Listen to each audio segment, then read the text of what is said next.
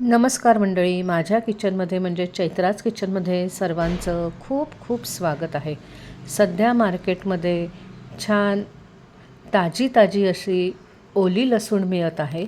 तर म्हटलं तुम्हाला ओल्या लसणीचे झटपट होणारे असे पराठे दाखवावेत. चला तर मग आता हे बनवायला सुरुवात करूयात.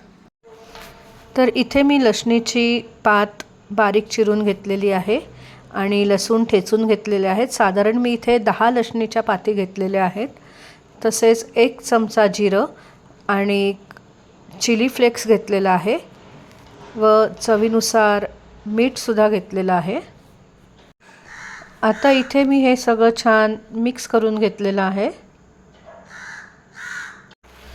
लसणीची पात, चिली फ्लेक्स, जिरं हे छान मिक्स करून घेतल्यानंतर याच्यामध्ये मी 2 वाट्या कणिक घातलेली आहे. तसेच आवश्यकतेनुसार पाणी व 2 टेबलस्पून तेल घालून आपण पोळ्यांना जशी कणिक मळून घेतो तशी कणिक मळून घेतलेली आहे आणि ही कणिक आता मी 10 मिनटं रेस्टिंगला ठेवत आहे.